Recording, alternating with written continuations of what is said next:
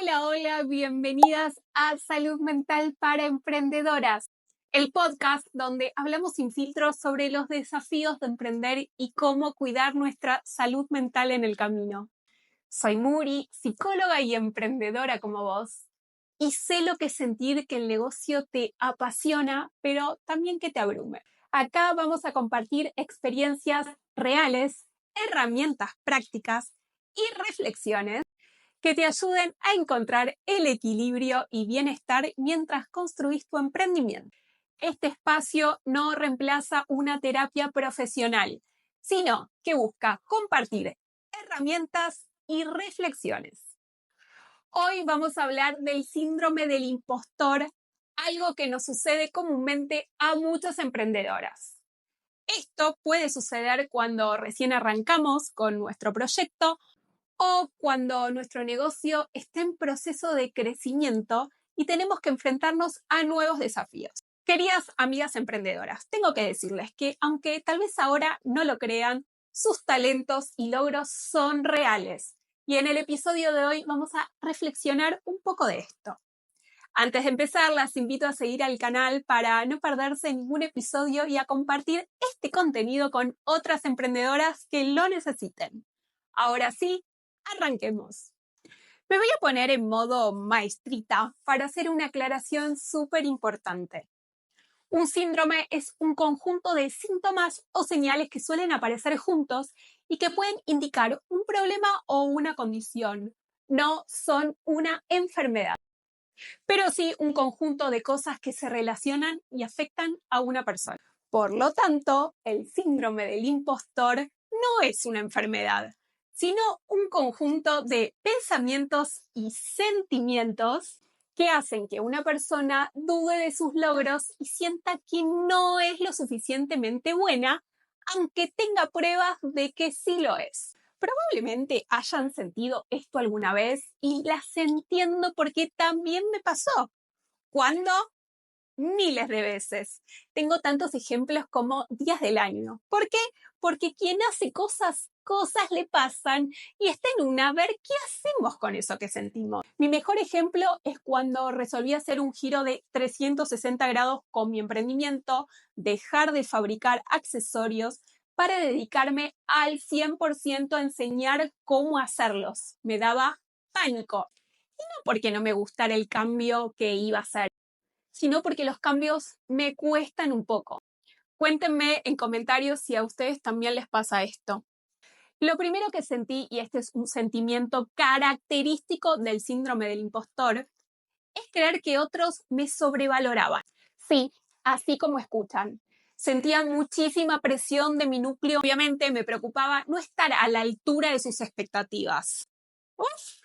¿Qué tema es de las expectativas del otro, no? Me encantaría que lo charlemos en algún episodio. Bueno, y me daba miedo que tarde o temprano descubrieran que yo no era tan talentosa para poder enseñar y transmitir mi conocimiento como ellos creían que yo lo era. Está clarísimo que el mambo era 100% mío porque nadie nunca jamás me había hecho algún comentario al respecto. Todo lo contrario, fueron los que siempre me apoyaron en cada decisión comercial que fui tomando a lo largo de mi carrera emprendedora. El camino fue larguísimo para empezar a aceptar todos los cumplidos que recibía. Así que lo primero que hice fue blanquear esto que me estaba pasando con las personas que en realidad me impulsaban a hacerlo. Y esto último fue lo que me impulsó a avanzar con mayor tranquilidad mental, sin tanto rollo.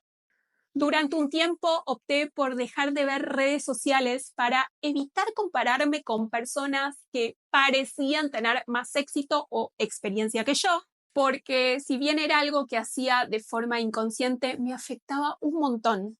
Me generaba la sensación de que a pesar de tener una carrera universitaria y muchísima experiencia en el ámbito de la educación, gestionando proyectos educativos y distintos programas, las demás personas estaban más preparadas y eran más talentosas que yo. Obviamente eso siempre es una opción, siempre va a existir alguien que sabe más que nosotros, que está más preparado, que es más profesional, con más experiencia que una. pero todos empezamos alguna vez y nadie nació sabiendo. Son etapas. El tema acá es dónde nos ubicamos frente a esta sensación. Ahora lo pienso y me río un poco. No sé cómo se me ocurrió hacer eso, pero me recibió. Así que se los comparto. Armé mi CV y me lo mandé.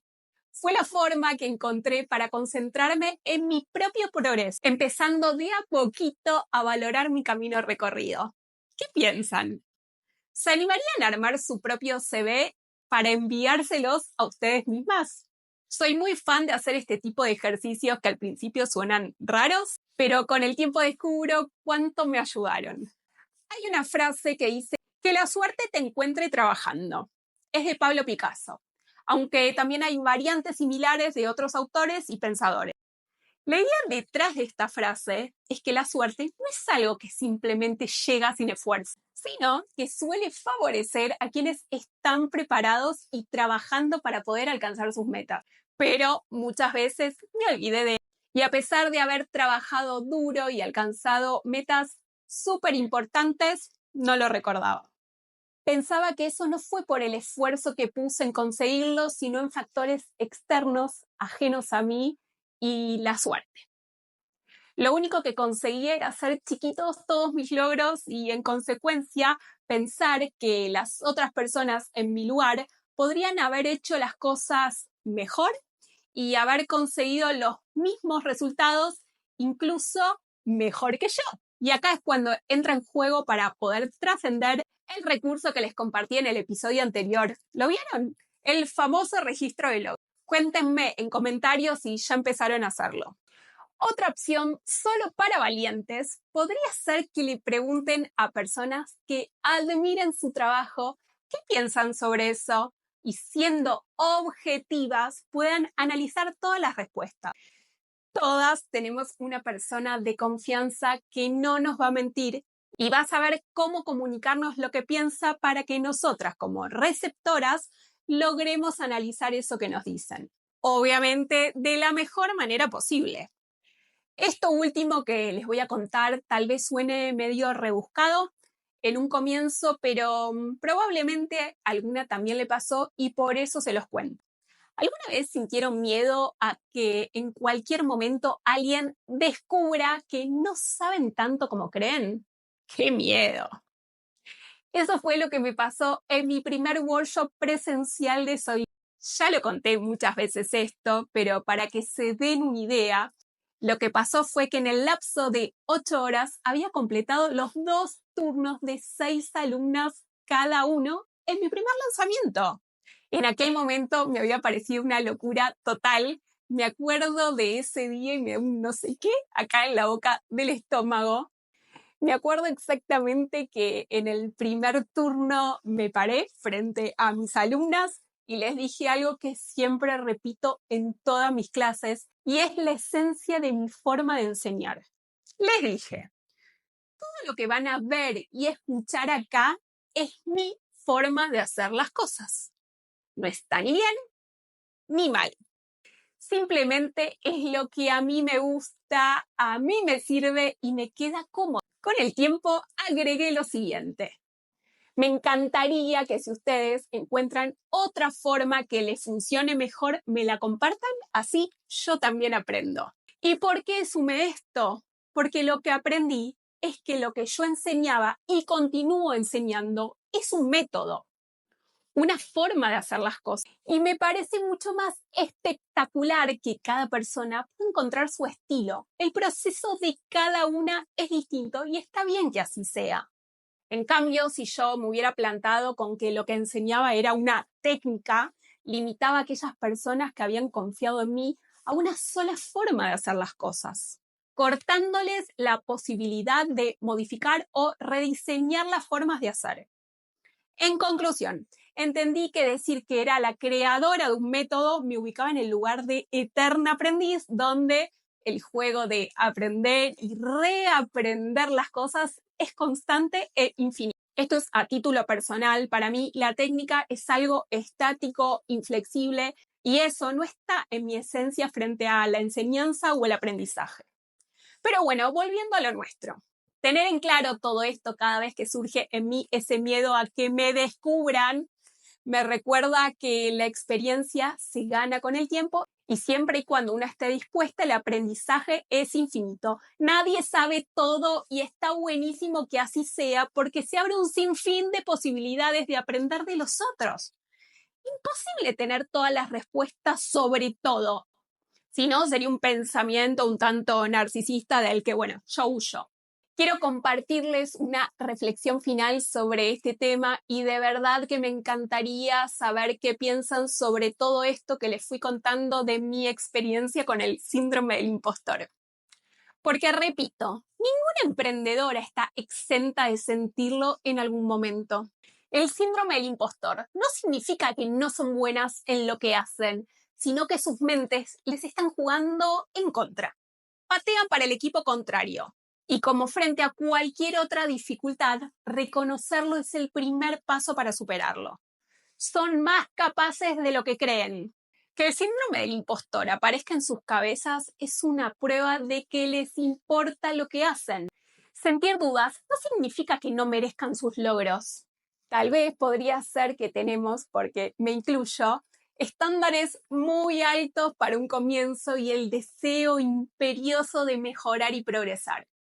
Sin embargo, cuando esas dudas nos paralizan o nos hace sentir que no valemos lo suficiente, es el momento justo para desafiar esos pensamientos.